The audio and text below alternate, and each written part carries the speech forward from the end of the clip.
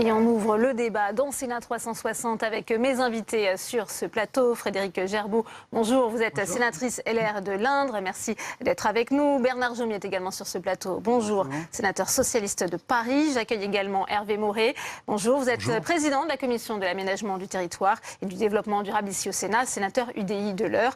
Et j'accueille enfin le docteur Philippe Vermersch, vous êtes le président du syndicat des médecins libéraux. Bonjour. Merci à tous les quatre. Première question pour vous, Frédérique Gerbeau, puisqu'on vient de voir cette situation de l'hôpital de Châteauroux.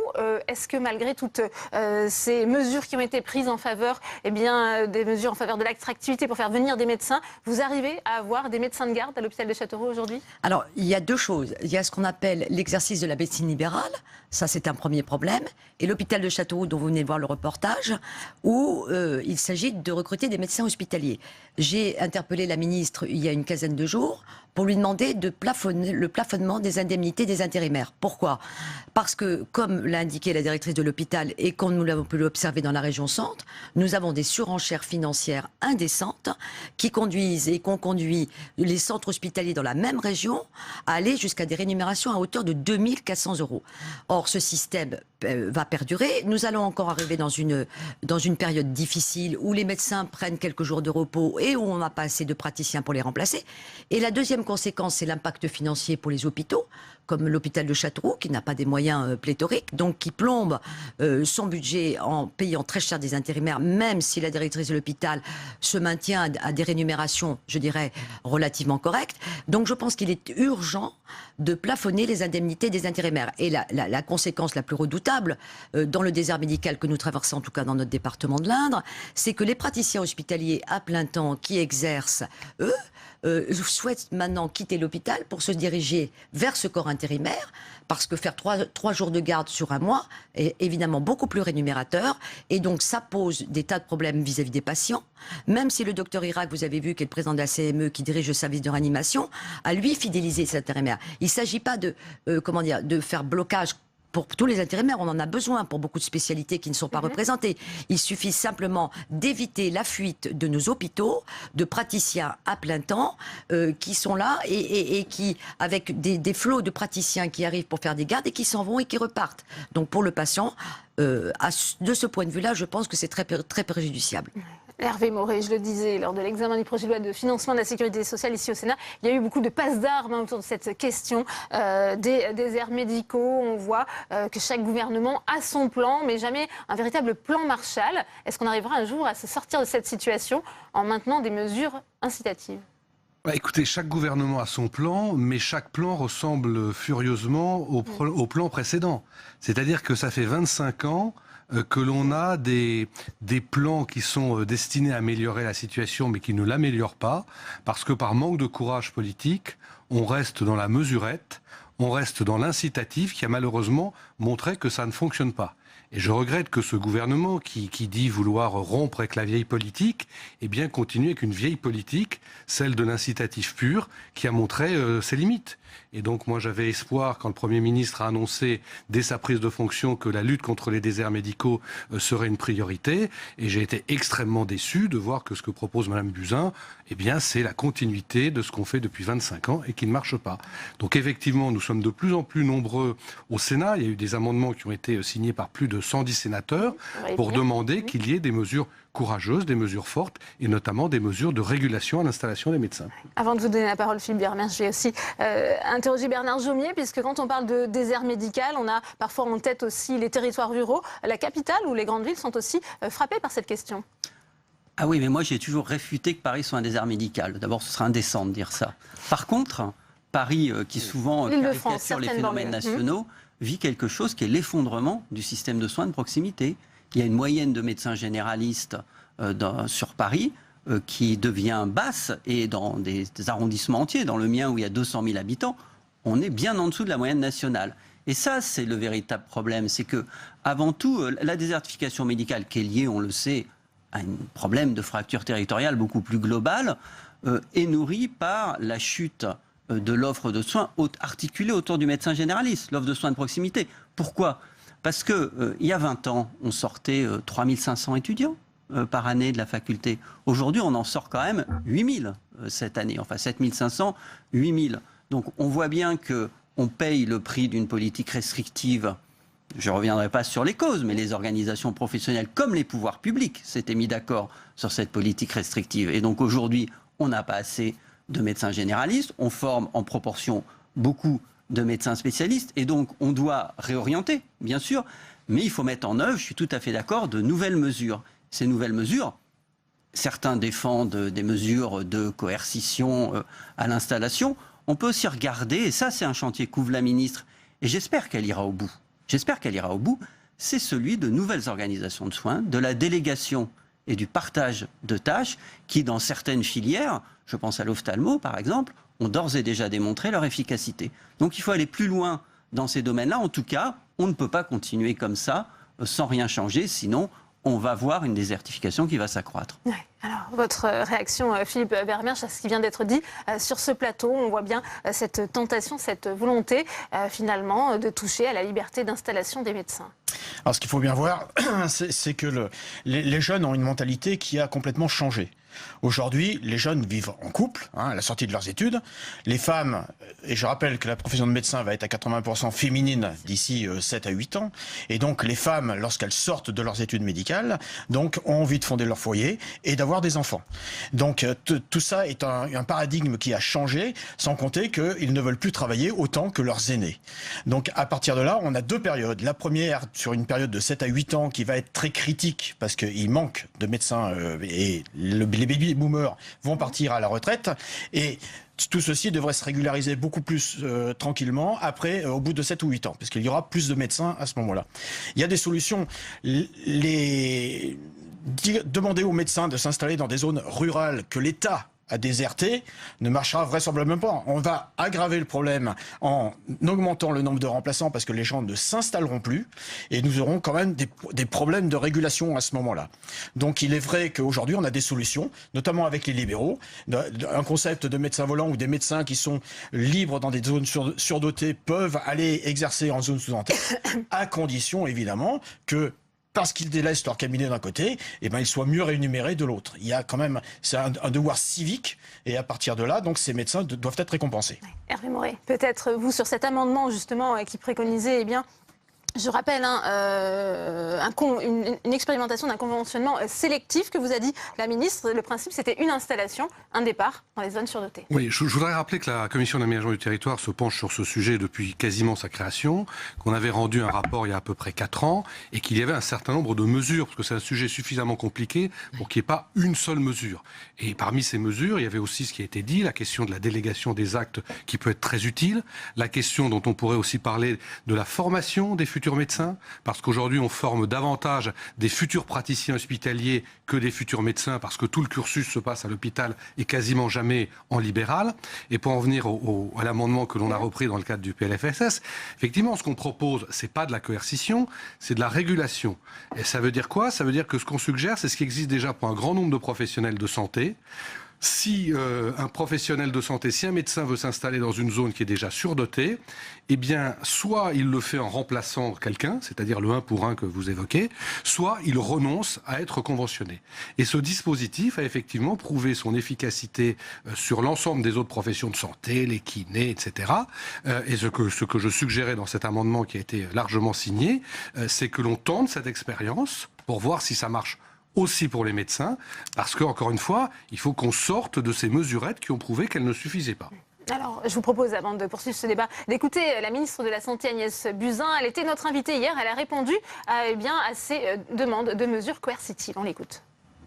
C'est une idée simpliste qui fonctionne pour des professions qui ne sont pas en tension. Quand vous avez une profession où la démographie est faible, la coercition ne fonctionne pas. Il n'y a pas aujourd'hui de zone surdotée en médecins et que pour aller faire des mesures coercitives pour engager les médecins à aller en zone sous-dense, il faudrait qu'on déshabille des zones qui, à l'évidence, ne sont pas surdotées aujourd'hui.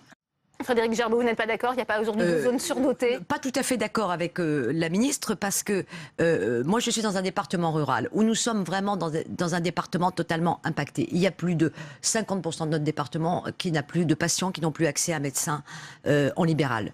Je crois que la question qu'il faut se poser aujourd'hui, en dehors de ce que vient de dire, ce que vous venez de dire à l'instant sur la nouvelle mentalité des nouveaux médecins, je crois que la question, il faut savoir, est-ce qu'on garde un exercice libéral de la médecine, et auquel cas on forme nos étudiants dans leur parcours médical en les incitant à avoir plus de stages en médecine libérale, en exercice médecine, y compris dans les zones sous-dotées et en tout cas dans les zones rurales, ou est-ce que nous voulons une génération de médecins qui veut devenir salarié? Ça, c'est la très grande question qu'il faut se poser.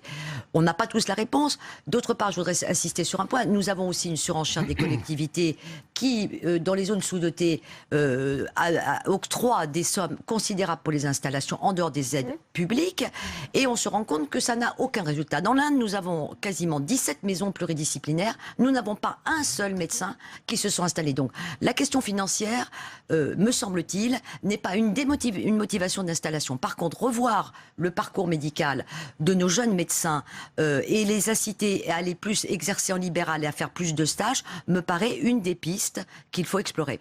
Hervé Maurey. Oui, moi j'aimerais répondre quand même à Madame Buzyn. Je suis quand même étonné qu'une femme de cette qualité fasse preuve d'autant de mauvaise foi. On sait très bien qu'il y a des zones surdotées, c'est pas moi qui le dis, c'est les agences régionales de santé.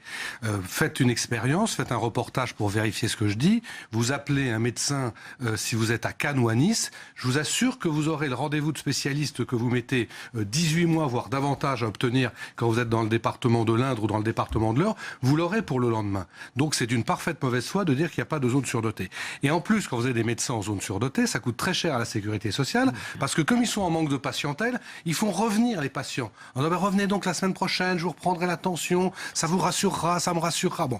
Donc, le problème, c'est pas tant le nombre de médecins, il n'y a jamais eu autant de médecins en France, que le fait qu'il y ait une mauvaise répartition. Donc je m'inscris vraiment en faux par rapport à ce que dit Mme Buzyn. Je suis extrêmement déçu qu'une femme de cette qualité puisse faire preuve d'autant de mauvaise foi. Ensuite, c'est pas la coercition qu'on propose, c'est la régulation. C'est pas la même chose. La coercition, c'est d'obliger des médecins à aller dans des zones données. Ce qu'on propose, c'est de conserver la liberté d'installation, mais de la réguler en disant, si vous allez dans des zones où il y a déjà suffisamment de médecins, eh bien, vous ne serez pas pris en charge par la sécurité sociale.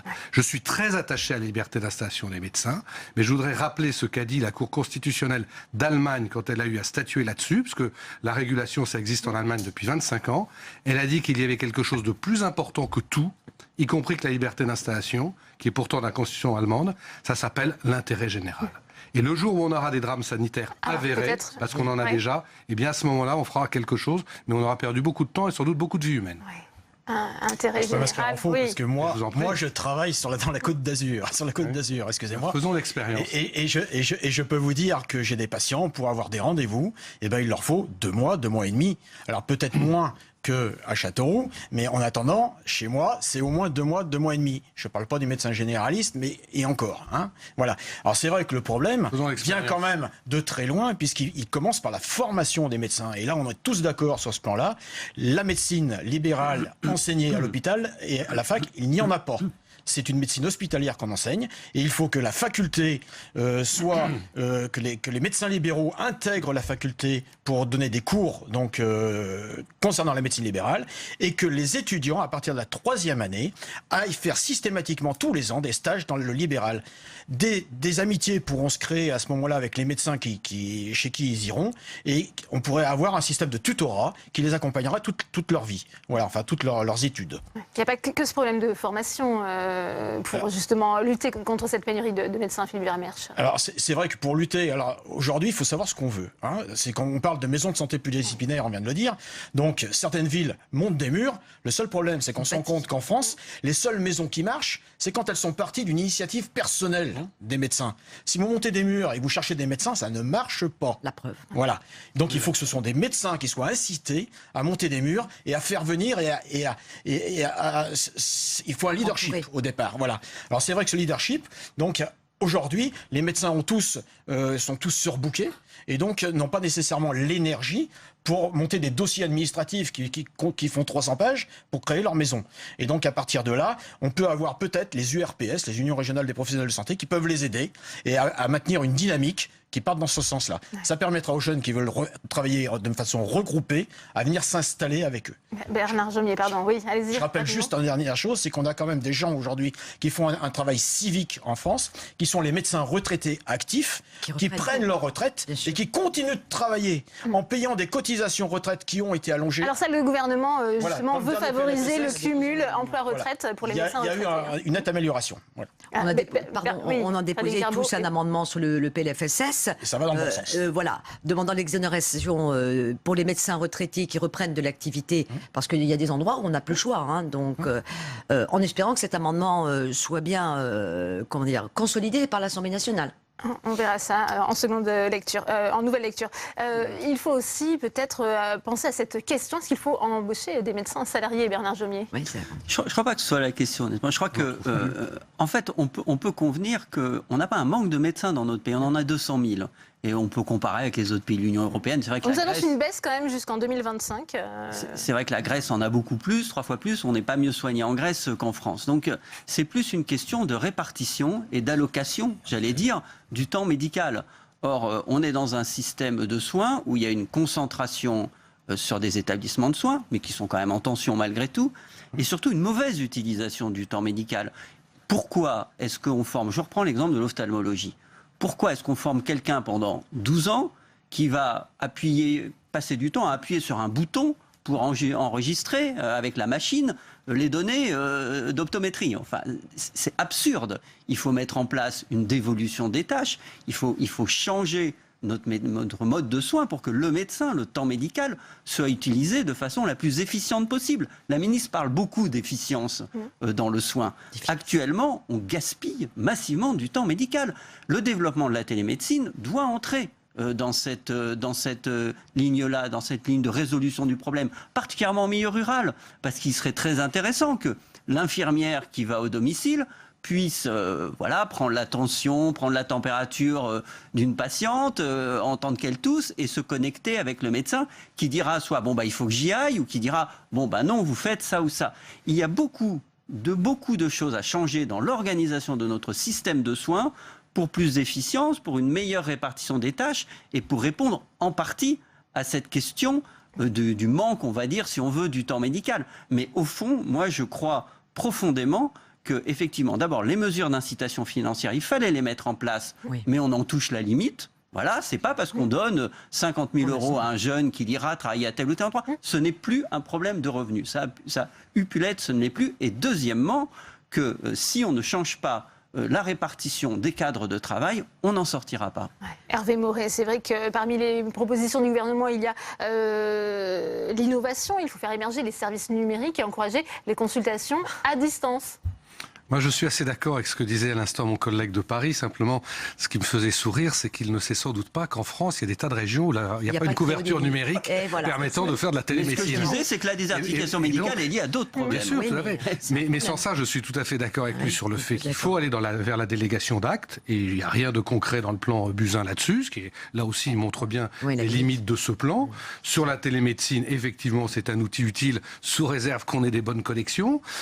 Et voilà, il y a toute une série de mesures. Je le disais tout à l'heure, il n'y a pas une seule mesure qui pourra régler tout le problème. Et puis, comme ça a été dit également par le représentant des médecins, sur la question de la formation, c'est tout à fait indispensable qu'on fasse en sorte que les futurs médecins, et j'en connais un certain nombre, aient un cursus qui ne se fasse pas uniquement à l'hôpital.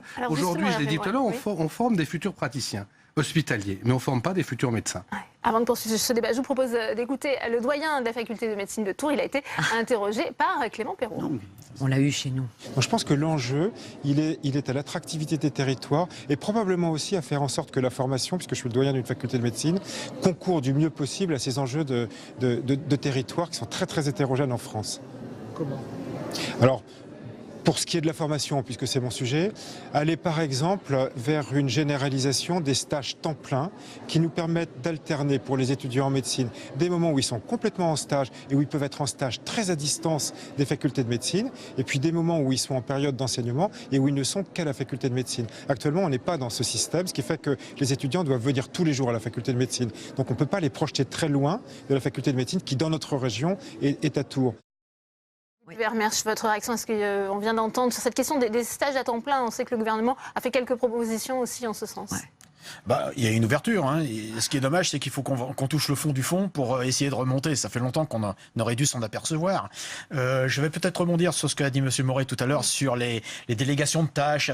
Il est vrai qu'aujourd'hui, les médecins ont des plannings surbookés et il est vrai aussi qu'on peut se décharger sur d'autres professionnels de santé et donc dans le cadre d'une coordination. Il y a quelque chose dans le PLFSS, ça s'appelle les innovations organisationnelles, qui sont bien dites dans le PLFSS et qui vont permettre justement, par les dérogations financières qui sont induites par l'amendement 35, l'article 35, de permettre justement d'essayer d'expérimenter et de s'organiser entre nous. Donc là, il y a quand même une vraie avancée à ce niveau-là. Frédéric Gerbaud, pardon. C'est vrai qu'il y a cette notion, et c'est aussi dans la méthode Macron, de faire confiance aux initiatives locales pour la réorganisation des offres de santé sur le territoire. Oui, moi je crois pardon de le dire, mais je pense qu'aujourd'hui, il va falloir réformer beaucoup de choses. Je suis d'accord avec mon collègue quand il dit que depuis des années, quel que soit le gouvernement en place, ce qui arrive, on aurait dû le prévoir. On le sait que ça va arriver. Bon, maintenant on est dedans et on est démunis parce que on ne sait pas comment faire. Moi, j'ose dire qu'il y a une grande réforme de l'hôpital qu'il faut faire. Je pense qu'il faut revoir la réforme de l'hôpital. Je pense que la loi de 2009, Hôpital Santé Territoire, a été une réforme qui a fragilisé l'hôpital. Je pense qu'il faut revoir le parcours médical de nos jeunes médecins et je pense qu'aujourd'hui, il va falloir s'adapter à la situation que nous connaissons, une nouvelle façon d'organiser sur le plan départemental et sur le plan régional l'organisation des soins. Il faut aussi qu'il y ait des coopérations qui se tissent. Je crois que Mme Buzyn, là-dessus, a ouvert quelques portes en espérant que ça fonctionne entre le libéral et l'hôpital public. Je veux dire, plus on va renforcer, on manque de spécialistes partout, donc plus on va renforcer les coopérations entre la médecine libérale et l'hôpital public, plus il y aura de coordination des soins sur chaque territoire, mieux les patients s'en porteront, si je puis dire, permettez l'expression. Donc aujourd'hui, je crois qu'il faut avoir le courage de dire que nous devons viser la qualité des soins, pas la quantité, puisque déjà on ne l'avons pas, mais la qualité des soins. Et je pense qu'il va falloir en passer par des réformes qui nécessiteront évidemment un peu de courage politique pour expliquer qu'aujourd'hui, on doit... Moi, je suis absolument atterrée, que ce soit pour les médecins en exercice libéral ou les praticiens hospitaliers, le temps médical auquel vous faisiez allusion, il n'est pas du tout respecté. Quand vous voyez le temps médical à l'hôpital, les médecins sont tellement débordés par les administratifs, les cadres administratifs. Nous avons, avec la loi 2009, imposé des directeurs d'hôpitaux qui ont tous les pouvoirs. L'administration a pris le pas. Les médecins sont contraints, je veux dire, à essayer de trouver, tant qu'ils peuvent, leur temps médical pour le patient. Là, ça ne va pas non plus. Bernard Jomier. Ouais, si vous regardez en Espagne, les médecins, les infirmiers viennent de signer un accord tout à fait historique qui autorise les infirmières dans certaines conditions, je ne sais pas, mettant très cadrées, mais par exemple à renouveler une prescription d'insuline. On en est bien loin en France. Oui. Moi, je me souviens de 10 ans en arrière simplement où les infirmières n'avaient pas le droit de vacciner contre la grippe. Bon, heureusement, on n'en est plus là, mais le retard qu'on a pris, on le paye aujourd'hui. On le paye.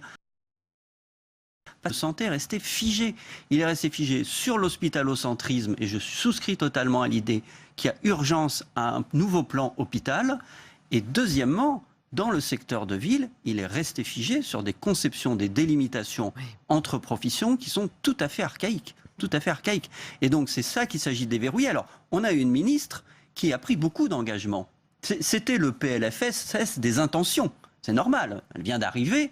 Il faut donner acte. Il faut donner acte qu'elle a esquissé des pistes de changement qui sont réelles et qu'on n'avait pas entendues depuis longtemps. Maintenant, est-ce qu'elle passera aux actes? Si elle passe aux actes, on peut résoudre le problème de la désertification médicale.